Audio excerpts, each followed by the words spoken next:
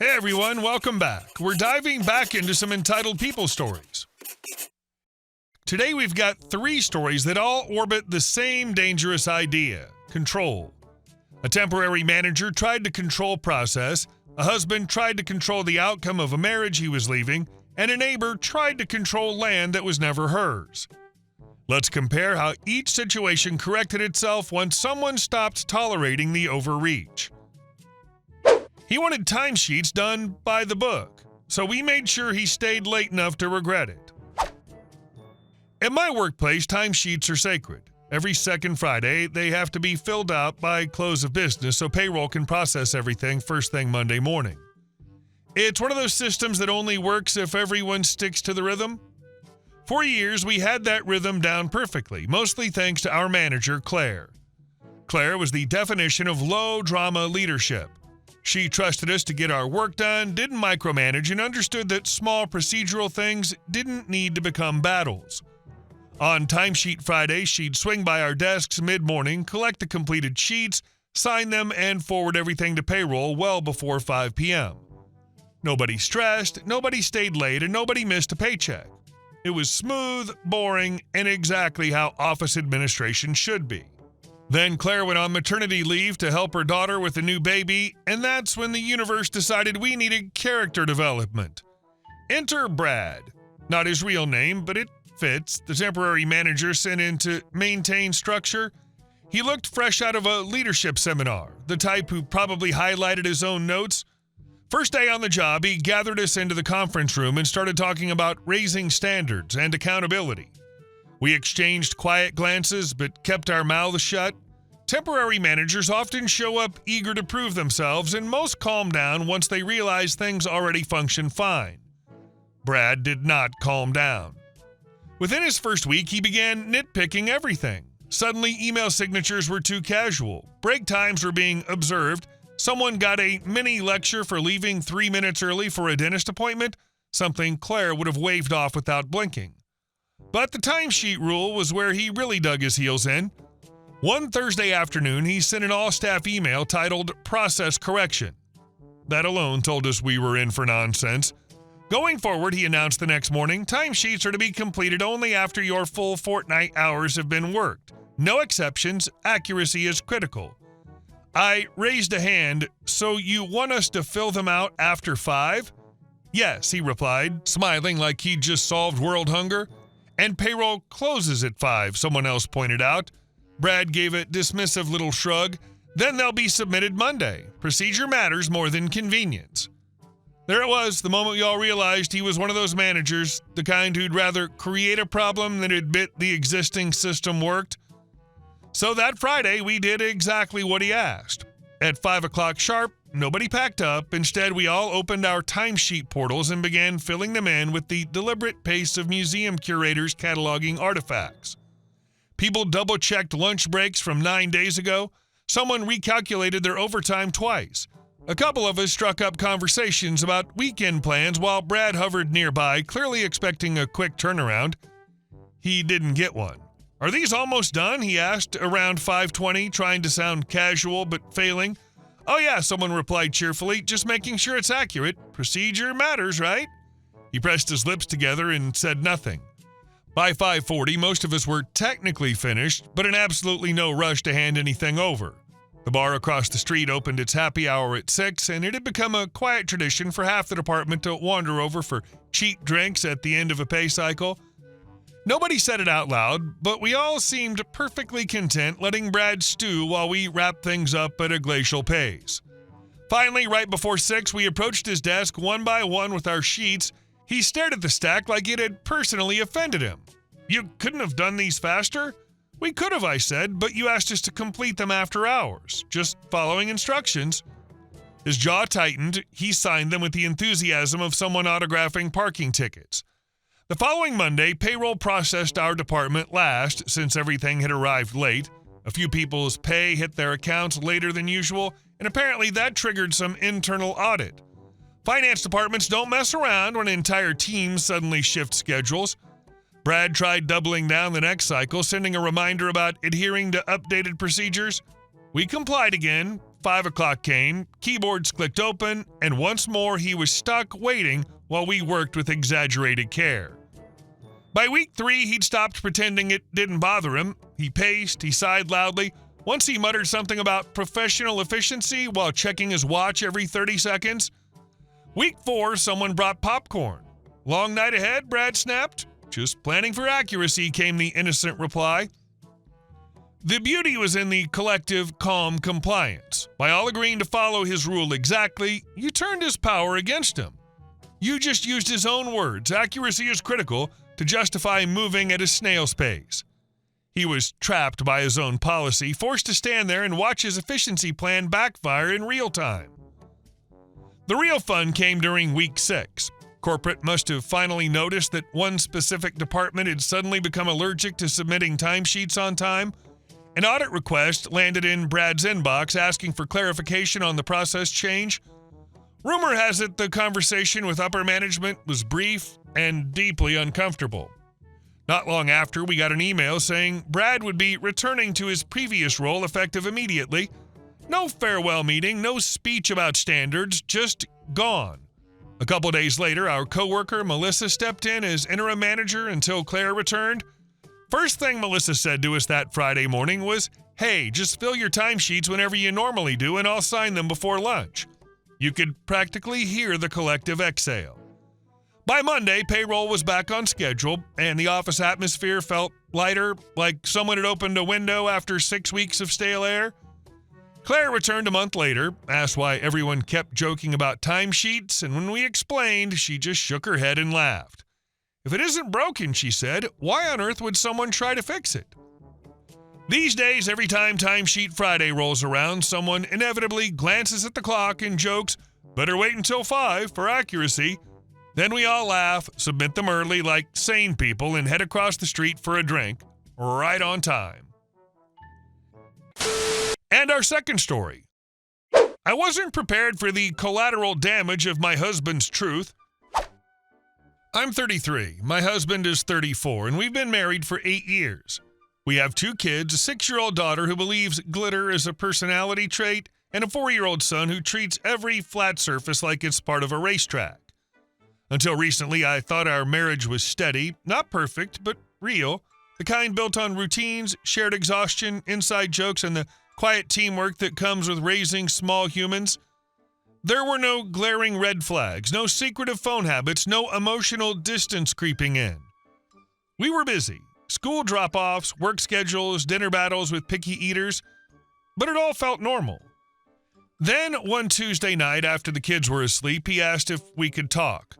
The tone alone made my stomach drop. We sat at the kitchen table and he stared at his hands for a long time before finally saying, "I've been doing a lot of thinking and I need to be honest with you. I'm gay." For a second, I genuinely thought I misheard him. When I asked him to repeat it, he continued, voice shaking, explaining that he had only recently allowed himself to fully understand it and that he couldn't keep pretending. Then came the sentence that detonated my entire world. He wanted a divorce. I didn't scream or throw anything. I just sat there trying to process how someone can rewrite the story of your life in a single conversation. 8 years, 2 children, a home filled with memories. I finally asked very quietly, was any of it real? He looked hurt and told me, of course it was. That he loved me, just not in the way a husband should. That sentence echoed in my head for days.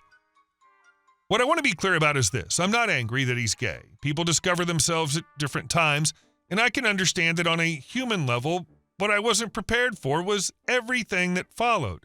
Because apparently his version of living authentically involved bulldozing the life we built together. Within weeks, he'd hired a lawyer. Shortly after that, the paperwork started arriving. He wasn't just asking for a divorce. He wanted the house. The house we toured together while I carried our newborn through open houses. The house where we marked the kids' heights on the pantry wall. The house where every room holds some tiny memory of the life we built. When I asked how he could possibly think that was reasonable, he calmly said, "I'm the primary earner. It makes financial sense." I actually laughed because the alternative was crying. I reminded him that this was our home, not a corporate asset. I asked who exactly had managed the 1,000 invisible responsibilities that allowed him to focus on that salary. He sighed and told me not to make things adversarial. Adversarial? He was trying to evict me from my own life. Then I saw the custody request, full custody. My hand shook so badly I had to put the papers down. I called him immediately and asked if he was serious. He insisted he was a very involved father, which is true, but so am I. I've been the primary caregiver since the day those kids were born. That's when he hesitated before delivering what felt like the lowest blow imaginable. You've struggled with anxiety and depression. Stability matters.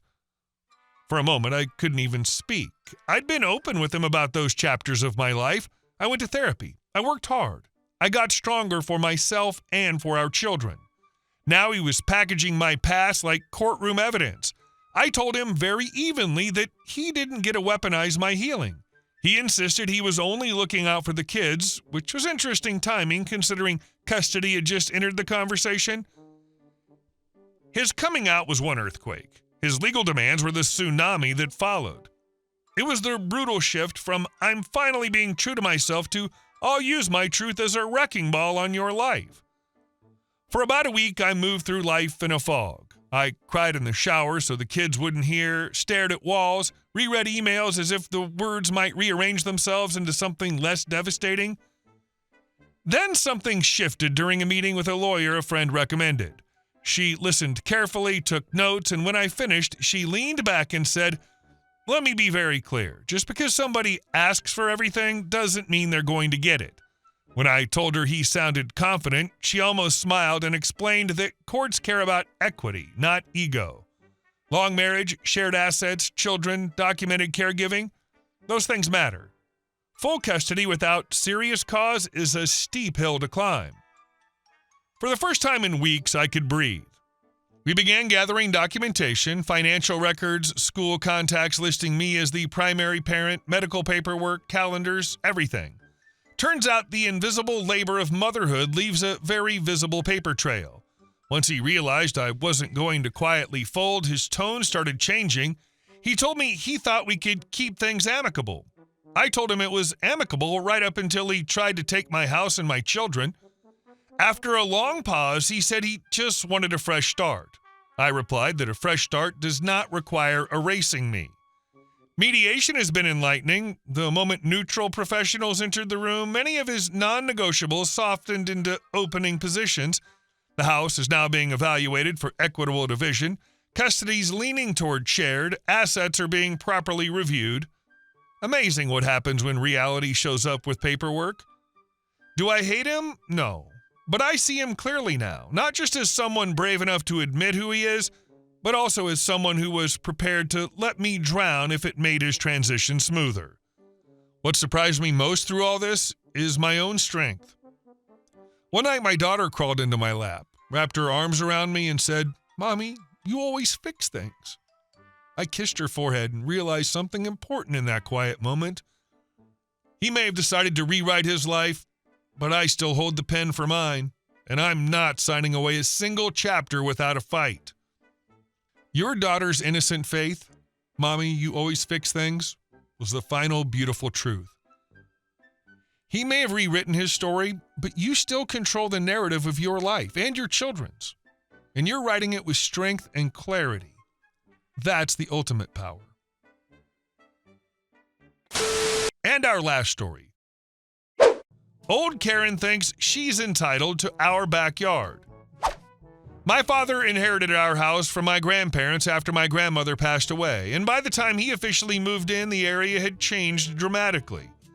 What used to be quiet, open land was now surrounded by new subdivisions. Houses popped up one by one until our property, complete with a 2-acre backyard, became something of an oddity in the neighborhood. Most of the new neighbors were perfectly nice. They waved when they saw us outside, stopped to chat about the weather, and generally respected boundaries. Unfortunately, a few of them looked at our massive yard and seemed to interpret private property as more of a suggestion than a rule. At first, it started small. Someone asked if they could temporarily store a stack of lumber near the back while their garage was being repaired. Another neighbor wondered if their daughter could take graduation photos by our trees because the lighting was just gorgeous. My parents have always been generous people, so they agreed. It didn't feel like a big deal at the time, But generosity has a funny way of being mistaken for permanent permission. Soon enough, people weren't asking anymore. They were just showing up. One Saturday morning, my dad stepped outside with his coffee and found a full-blown picnic happening near our tree line. Blankets, sandwiches, kids running wild like it was a public park. He walked over and said calmly, "Folks, I'm sure you didn't mean any harm, but this is private property." Embarrassed apologies followed, and they packed up quickly. For a while, things settled down. Then Karen entered the picture. Karen, not her real name but close enough, was known around the neighborhood for getting her way. She had this bulldozer personality where she asked for things in a tone that suggested you'd already agreed. When she first approached us, she seemed almost pleasant. One afternoon, she strolled over and asked if she could store a few gardening tools near the back of our property. Technically, she had space on her side of the property line, but it was narrow. Against our better judgment, my parents agreed, making it very clear the tools had to stay on her side. For about 2 weeks, they did. Then they began creeping over the line like they were testing the border. A rake showed up first, then a wheelbarrow, then bags of soil stacked halfway onto our grass. My dad walked over and said, "Karen, these need to stay on your property." She gave a breezy laugh and blamed the landscapers. The items moved back briefly, then it happened again. It became obvious she was going to keep pushing until someone pushed back harder. The real turning point came when she knocked on our door one afternoon with what she clearly thought was a brilliant idea. "I've been thinking of adding a gate to my fence," she said. My father blinked. "A gate to where?" She smiled like it was obvious. "Into your backyard. My dogs refuse to do their business in my yard. They like yours better. And frankly, I do too." There was a pause before my dad replied, "Ma'am, this is not your property. You are not building a gate into our yard." She immediately fired back, "But you don't use all that space. You need to share." That was when my father's patience ran out. "You need to leave now." She stomped off, muttering about selfish neighbors. We hoped that would be the end of it. It wasn't. Over the next few weeks, she found new things to criticize. Our trees were too wild, the natural growth was ruining her view, and maybe we should consider trimming everything to look more presentable. We ignored her completely. Then one afternoon, while my parents were out, she simply walked into our backyard and knocked on the sliding door. I was younger at the time and panicked enough to call my mom immediately. Mom told me to inform Karen she needed to leave and that Dad would handle it later. Apparently, Karen wanted to bring a tree service through our yard because her own access point was too small. Dad reluctantly agreed, but only on the condition that she give us advance notice so we could kennel our protective dogs. She agreed. Naturally, she didn't follow through. That weekend, I was out of town for a wrestling tournament when my sister called our mom, her voice shaking. "Mom, there are people in the backyard. Tree trucks. Equipment everywhere. Workers just strolling through like they own the place." Mom immediately called Karen on speaker. "Why are there trucks in my yard without warning?" Karen answered casually, "We talked about this." Mom shot back, "You never told me they were coming today." Karen responded with the kind of smug calm that makes your blood pressure spike. "Calm down. An old lady like me can handle your yelling. You need to respect me." That did it. Mom exploded. "Respect? All you've done is disrespect us. This is our yard." Karen doubled down. "You can't expect to have such a huge backyard and not share it." When Dad heard what happened, the generosity officially died. When Karen told your mom to respect me, she used a classic tactic. She became the victim. The person violating a clear agreement, giving notice, was suddenly the fragile old lady being yelled at by the unreasonable, angry neighbor. She tried to make your family's rightful anger look like the problem, instead of her own disrespect. Enter my grandfather, a man who rarely spoke unless he meant business. After listening quietly, he just nodded and said, "I've got an idea." Within days, he tracked down a stack of old tin sheets from the salvage yard. They were weathered, rust-speckled, and ugly enough to make a statement. Here's the genius part. He cleaned and painted only the side that would face our yard. From our perspective, it looked like a neat, sturdy fence. From Karen's side, it was a towering wall of rusty metal. The installation started the moment the tree crew finished their job. When Karen stepped outside and saw it, she looked like she'd swallowed a lemon whole. "You can't put that there," she shrieked across the property line. Dad didn't even raise his voice. "It's our fence on our property." She sputtered, "It's hideous." He shrugged. "Funny, we think it adds character. Kind of rustic." After that, the complaints stopped, the tools vanished, no more surprise visits, no more lectures about sharing, and definitely no gate. Peace finally returned to our backyard. Every now and then when I visit and glance toward that fence, I still smile. Karen always wanted us to match her rustic aesthetic. Grandpa just made sure she got the full view. Each story exposes a different flavor of overreach, but they all collapse the same way. Brad believed authority meant enforcing procedure without understanding consequence, until consequence parked itself at his desk every Friday night. The husband believed momentum would carry his demands, until the legal system reminded him that partnership leaves a trail of shared ownership. Karen believed generosity was weakness, until a physical boundary made the conversation non-negotiable. Here's the deeper pattern. Control only works when the other side absorbs the inconvenience. Thank you all for watching the video. I'll see you in the next one.